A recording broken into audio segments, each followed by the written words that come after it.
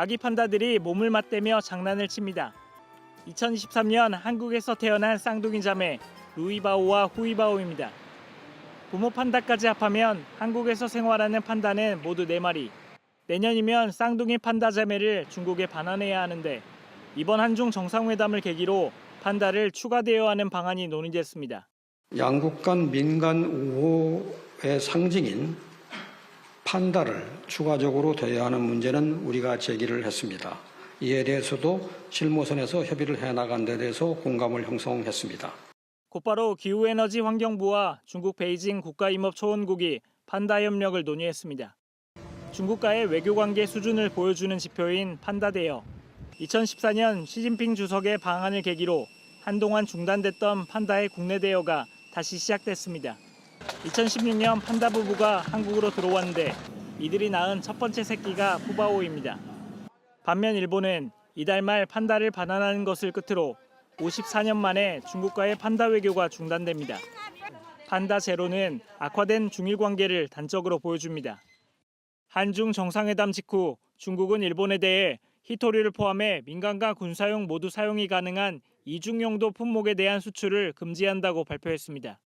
일본 정부는 이번 한중회담에 대해선 공식 논평을 자제하고 있지만 일부 일본 언론은 중국이 역사 문제에서 일본에 함께 싸울 것을 이재명 대통령에게 요청했다며 민감한 반응을 보였습니다.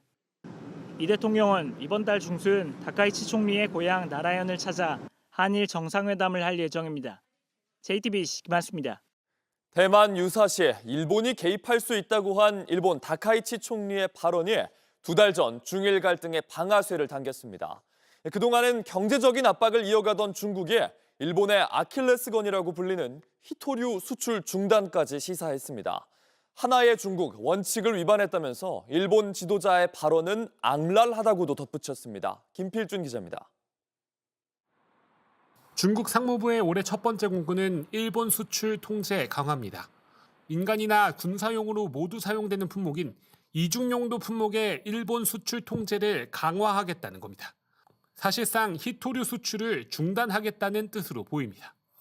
그러면서 중국 상무부 대변인은 일본 지도자는 최근 대만과 관련된 잘못된 발언을 공공연하게 하고 무력 개입 가능성을 암시했다며 이는 하나의 중국 원칙을 심각하게 위반한 것으로 그 성격과 영향이 매우 악랄하다고 지적했습니다.